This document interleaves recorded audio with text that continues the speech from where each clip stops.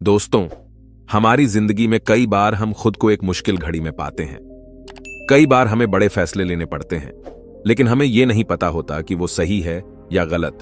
क्या उस फैसले का परिणाम हमारे जीवन में खुशियां लाएगा या मुसीबत। लेकिन कई बार हमारे पास सही निर्णय लेने की सुझाव नहीं होते और हम जल्दबाजी में फैसला कर लेते हैं, और उन फैसलों की वजह से हमारी जिंदगी सुखमयी हो सकती है या फिर हमारी जिंदगी नरक से भी बढ़कर हो सकती है।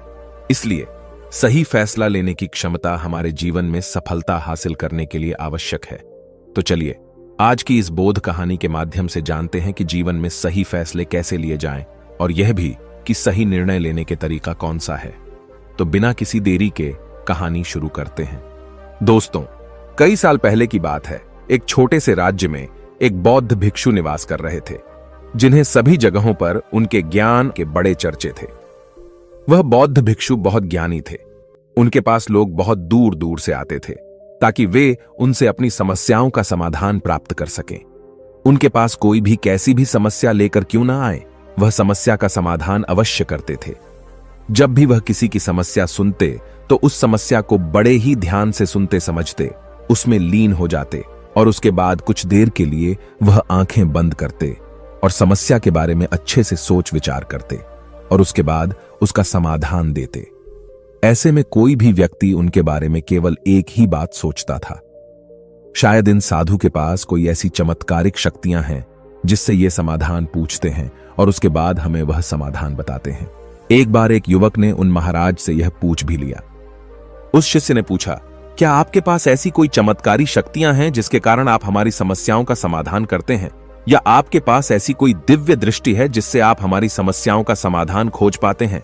उस युवक की यह बात सुनकर वह साधु जोर जोर से हंसने लगे, लेकिन उन्होंने उस युवक की बात का कोई जवाब नहीं दिया। उसके कुछ ही दिनों बाद उस राज्य में एक बड़ी अजीब सी घटना घटी। उस राज्य में एक बुढ़िया औरत रहा करती थी जो अपने पूरे घर में अकेले ही रहती थी। उसका कोई न था। उस राज्य से होकर 4 मित्र अपने घर की ओर जा रहे थे। वे लोग दूसरे नगर में काम करके पैसा इकट्ठा करके अपने गांव की ओर जा रहे थे। यह बात बहुत पुराने जमाने की है, जब यातायात के साधन न हुआ करते थे, इसलिए वे लोग पैदल ही यात्रा किया करते थे। इसी कारण वे चारों मित्र अपने अपने धन को इकट्ठा करके अपने गांव की ओर प्रस्थान कर रहे थे। उन चारों ने अपना अपना धन एक छोटी सी पोटली में रखा था और उसी पोटली में उन सबकी सारी कमाई थी। तभी उन चारों मित्रों में से एक मित्र कहता है, मित्रों, इस तरह से यदि हम अपना धन अलग अलग रखेंगे तो इससे हमारा धन चोरी हो सकता है। क्यों ना हम अपना सारा धन एक ही पोटली में रख दे, जिससे हम सब इस पर ध्यान भी दे सकेंगे और हमारा धन सुरक्षित भी हो जाएगा। और जब हम अपने गांव पहुंच जाएंगे तो हम वहां पर अपना अपना हिस्सा इसमें से ले लेंगे।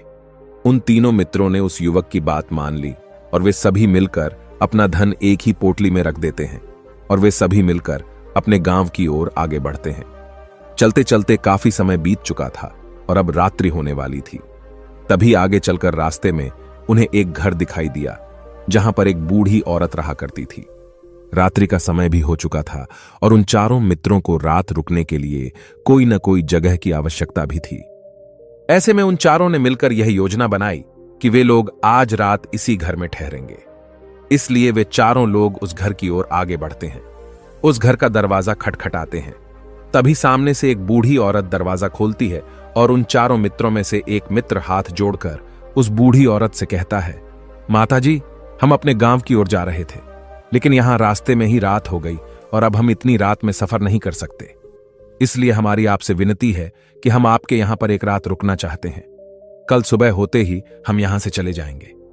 उस बूढ़ी औरत ने काफी देर सोच विचार किया और उसके बाद वह बूढ़ी औरत कहती है, ठीक है, तुम सभी आज रात के लिए यहां पर रुक सकते हो। मुझे कोई दिक्कत नहीं, मैं खाना बनाने जा रही हूं। कहो तो तुम लोगों के लिए भी बना दूं। उन चारों ने सहमति जताते हुए कहा, हां बिल्कुल। उसके बाद उन चारों मित्रों ने वर्धन की पोटली उस बूढ़ी औरत को थमा दी और कहा, माता जी, इस पोटली में हमारे साल भर की कमाई है। हम चारों ने अब तक का अपना सारा कमाया हुआ धन इसी पोटली में रखा है और अब हम इसे आपको सौंपते हैं, क्योंकि यह हम चारों से ज्यादा आपके पास सुरक्षित होगा। हम बस इतना चाहते हैं कि यदि हम चारों में से कोई एक व्यक्ति से लेने आए तो आप इस पोटली को उसे मत देना जब तक कि हम चारों एक साथ इस पोटली को लेने ना आए। तभी वह बूढ़ी औरत कहती है, ठीक है बेटा, यदि तुम चारों एक साथ आओगे तभी मैं इस पोटली को आपको सौंपेंगी।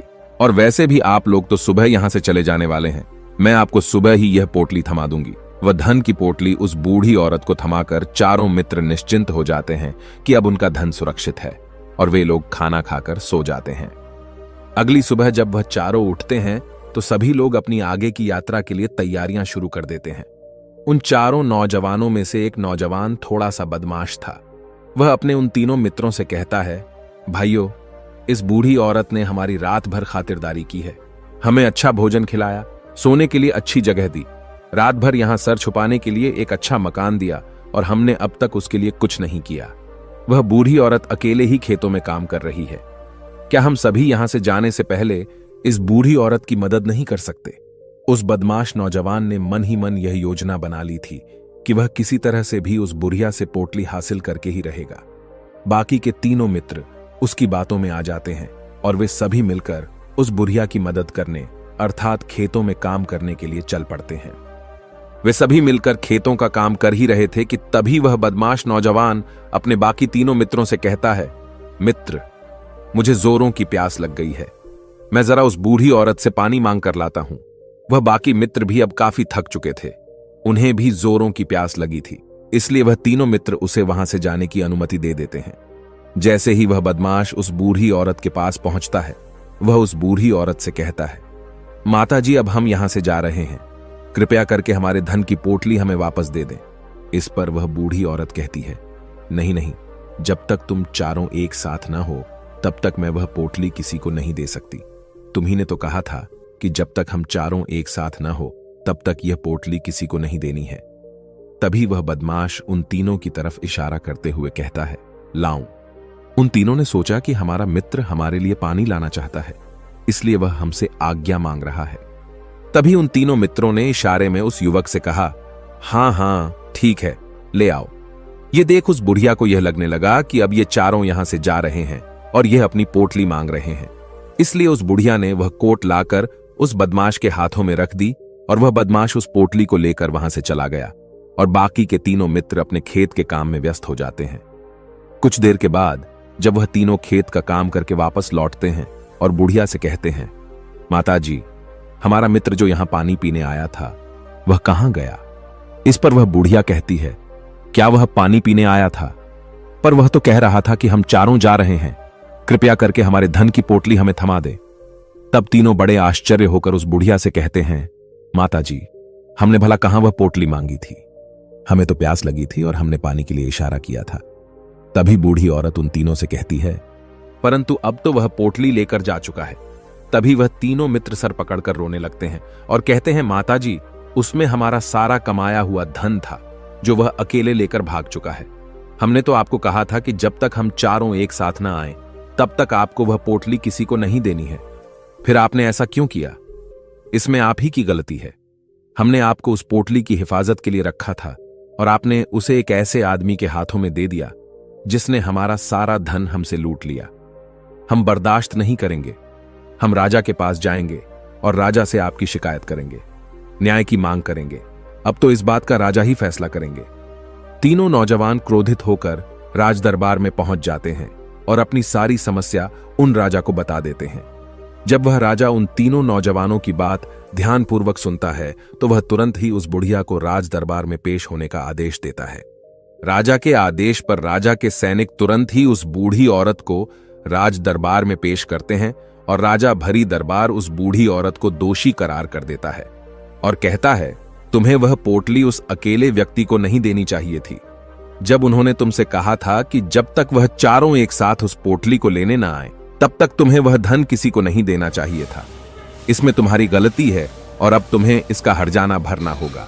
तुम्हें इनका धन लौटाना होगा। राजा का यह आदेश सुनकर बूढ़ी औरत फूट फूट कर रोने लगती है और राजा से मदद की गुहार लगाती है और कहती है, हे राजन, मैं तो एक बूढ़ी औरत हूं और मेरे पास इतना धन नहीं है और न ही मेरे घर में कोई ऐसा है जो धन कमाता हो। मेरे पास इतना धन नहीं कि मैं इनका धन लौटा सकूं। मैं तो अकेली हूं, बेसहारा हूं, कृपा करके मुझ पर रहम करें।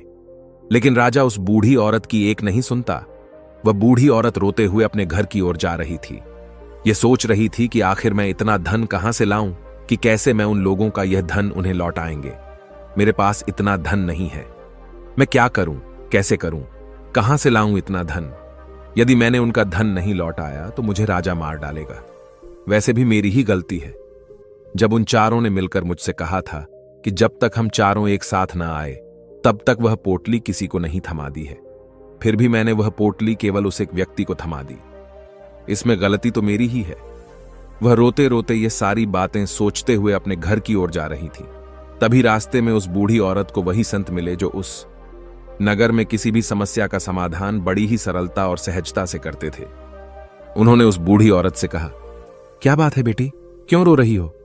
इस पर वह बूढ़ी औरत उस संत को सब कुछ सच सच बता देती है और कहती है, हे महाराज, इसमें गलती तो मेरी ही है। उन चारों ने तो पहले ही कहा था कि जब तक वे चारों एक साथ न आएं तब तक वह पोटली मुझे किसी को नहीं देनी। लेकिन मेरी हिम्मत मारी गई थी जो मैंने वह पोटली केवल एक व्यक्ति को थमा दी और वह उनका सारा धन लेकर वहां से भाग गया। लेकिन अब मुझे यह समझ नहीं आ रहा कि मैं वह सारा धन कहां से लाऊं, कैसे जुटाऊं। मेरे पास इतना धन नहीं है और राजा ने तो आदेश भी दे दिया है कि मुझे उनका धन लौटाना ही पड़ेगा। लेकिन मैं यह समझ नहीं पा रही कि इतना सारा धन मैं कहां से लाऊंगी। तभी बसंत उस बूढ़ी औरत से कहते हैं, शांत हो जाओ, मैं कोई ना कोई रास्ता जरूर निकाल लूंगा। इतना कहकर वह संत वहीं पर बैठ जाते हैं, ध्यान करने लगते हैं। कुछ देर के लिए आंखें बंद कर सोचते हैं, विचार करते हैं। मौन रहकर वह समस्या का समाधान निकालते हैं और उसके बाद वह उस बूढ़ी औरत से कहते हैं, बेटी, राजा ने फैसला किया है वह बिल्कुल गलत है। आपने जो किया इसमें आपकी कोई गलती नहीं है। राजा का फैसला गलत है। उन संत के इतना कहने पर बूढ़ी औरत चुप हो गई और यह सोचने लगी कि आखिर राजा का फैसला कैसे गलत हो सकता है। राजा तो सभी के लिए न्याय ही करते हैं और वह कभी किसी का बुरा नहीं करते। फिर आखिर आज राजा का फैसला कैसे गलत हो गया? उन संत और उस बुढ़िया की बात आसपास के खड़े लोग सभी लोग सुन रहे थे और वे लोग भी बड़े अचरज में थे, क्योंकि राजा का फैसला कैसे गलत हो सकता है। राजा ने तो बिल्कुल सही फैसला लिया है। इस बूढ़ी औरत ने ही गलती की है। उन चारों का धन केवल एक ही को थमा दिया। ऐसे में इस बुढ़िया को उनका धन तो लौटाना ही चाहिए। राजा ने गलत फैसला कहां किया है? तभी बसंत उस बूढ़ी औरत से कहते हैं, जाओ और राज दरबार में कह दो कि हे राजन, आपका फैसला गलत है और सही क्या है, गलत क्या है, इसका फैसला मैं करूंगा। पहले तो बूढ़ी औरत इतनी हिम्मत ही नहीं जुटा पा रही थी कि वह राज दरबार में जाकर भरे राज दरबार राजा को यह कह सके कि राजन, आपका फैसला गलत है। लेकिन जैसे तैसे उसने हिम्मत जुटाई और वह वापस राज दरबार लौटी। उसने डरते हुए भरे राज दरबार राजा से बड़ी थर्राती आवाज में कहा, हे राजन, आपने जो फैसला किया है वह फैसला गलत है। इतना कहकर उसने राजा को सारी बात सच सच बता दी। उस बूढ़ी औरत की बात सुनकर राजा बहुत क्रोधित हुआ। राजा ने उस बूढ़ी औरत से कहा, कौन है वह संत जिसने मेरे फैसले को गलत बताया है? क्या उन्हें नहीं लगता कि मैंने सही निर्णय लिया है? मैं हर रोज कई निर्णय लेता हूं, कई फैसले करता हूं, लेकिन आज तक कभी किसी ने मुझसे यह नहीं कहा कि मेरा फैसला गलत है। यदि उन संत ने मुझे सही फैसला न सुनाया, उन्हें फांसी की सजा दे दूंगा। यह बात पूरे नगर में फैल गई। सभी लोग यह जानने के लिए हैरान थे कि आखिर वह साधु ऐसा कौन सा फैसला सुनाने वाले हैं जो राजा से भी उचित होगा, जिसमें सबके लिए न्याय होगा। राजा ने अपने सैनिकों को तुरंत ही आदेश दिया कि जाओ और संत को राज दरबार में लाओ। राजा की आज्ञा के अनुसार वे सैनिक तुरंत ही उन संत को लेने के लिए निकल पड़े। वे लोग कुछ ही देर बाद उन संत को लेकर राज दरबार पहुंचे। राज दरबार में सभी लोग उपस्थित थे और सभी लोग उन संत के फैसले का इंतजार कर रहे थे। उन संत को देखकर राजा कहता है, महाराज, आपको ऐसा क्यों लगता है कि हमने जो फैसला किया है वह गलत है? इस बुढ़िया ने यह वादा किया था कि वह चारों लोगों को एक साथ ही वह पोटली थमाई गई। फिर आखिर उसने अपना वादा क्यों तोड़ा? इसने यह गलती क्यों की कि इसने केवल एक ही को पोटली थमा दी और वह उनका सारा धन लेकर यहां से भाग गया? तो क्या इसमें इसकी गलती नहीं है? क्या इसे इनका धन नहीं लौटाना चाहिए? इस पर वह साधु बड़ी विनम्रता से राजा से कहते हैं, हे राजन, यह आपका फैसला था, लेकिन मैं आपसे कुछ कहना चाहता हूं। इस पर राजा कहता है, ठीक है, कहिए, आप क्या कहना चाहते हैं? इस पर वह साधु बड़ी विनम्रता से राजा से कहता है, हे राजन, जैसा कि वादा किया गया था कि पोटली एक साथ उन चारों को ही दी जाएगी, तो अभी तो यह केवल 3 है। चौथा कहां है? तो इनसे कहिए कि यह लोग यहां से वापस जाएं और अपने उस चौथे मित्र को यहां लेकर आएं, तभी इनका धन वापस किया जाएगा। और वादा भी ऐसा ही किया गया था कि जब तक चारों लोग एक साथ न हो तब तक उनका धन उन्हें नहीं लौटाया जाएगा। और यदि यह बूढ़ी औरत इन तीनों को धन लौटा देती है तो यह बूढ़ी औरत अपना वादा तोड़ देगी और यह सही नहीं है। इसलिए यदि आप चाहते हैं कि इनका धन लौटाया जाए तो पहले इनसे कहिए कि ये लोग जाएं और अपने उस चौथे मित्र को यहां पर वापस ले आएं। उस राज दरबार में हर कोई इस बात को सुनकर बहुत खुश हुआ। सभी ने उन संत की बहुत तारीफ की। राजा भी उन संत के इस फैसले से पूरी तरह से सहमत था।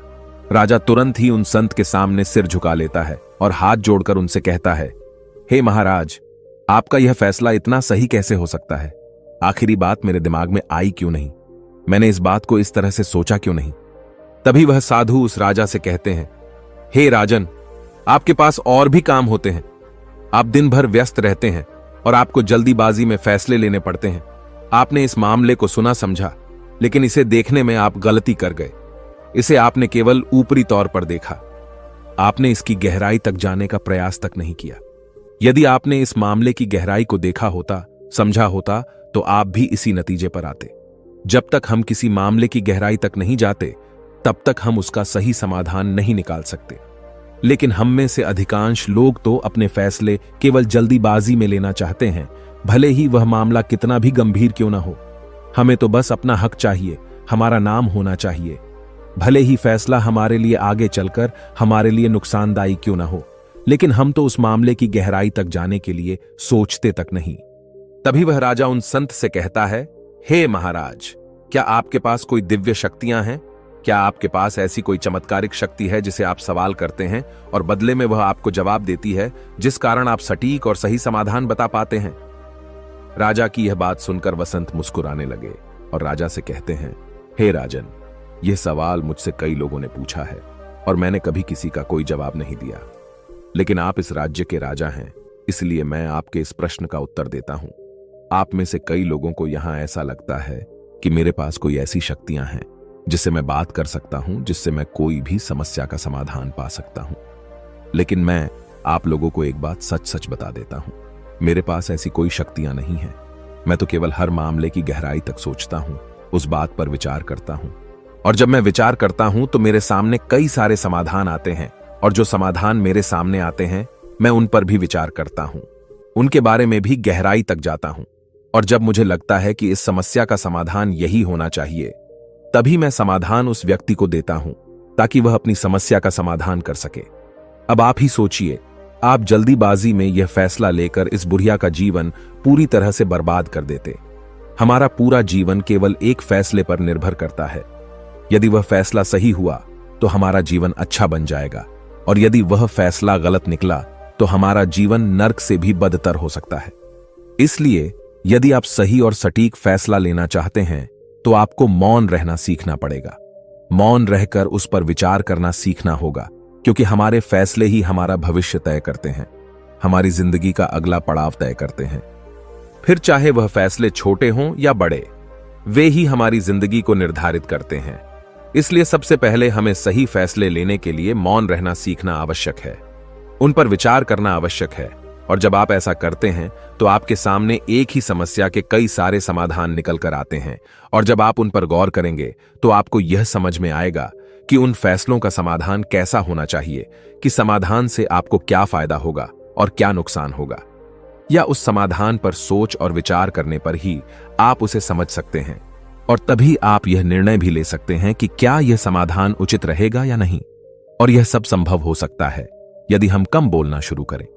कम बोलने का अर्थ यह नहीं कि आप पूरी तरह से मौन हो जाएं। इसका अर्थ यह है कि आप भीतर से शांत हो जाएं, और जब आप भीतर से शांत होने लगते हैं तो आपका मन स्पष्ट होने लगता है, साफ होने लगता है, और आप किसी भी चीज पर सोच विचार कर सकते हैं। और जब आप भीतर से शांत होने लगते हैं तो आप ऊपर से भी कम बोलते हैं, और जब आप धीरे धीरे कम बोलने के आदी हो जाते हैं तो आप साफ और स्पष्ट तौर पर सोच और समझ पाते हैं। आपके विचारों में शुद्धता आ जाती है, जिससे आपको यह साफ और स्पष्ट देखने को मिल जाता है कि कौन सा फैसला सही होगा और कौन सा फैसला गलत होगा। आपको उस परिस्थिति में क्या करना चाहिए और क्या नहीं करना चाहिए। लेकिन हम में से अधिकांश लोग अपने आप को सही साबित करने के लिए, अपने आप को ऊंचा साबित करने के लिए अत्यधिक बोलते हैं, और इतना बोलते हैं कि हर कोई उनकी बातों को गंभीरता से नहीं लेता। उन्हें ऐसा लगता है कि मानो ज्यादा बोलना ही हमारे लिए हमारा शस्त्र है, लेकिन वह यह भूल जाते हैं कि वह अत्यधिक बोलकर मूर्ख बन रहे हैं।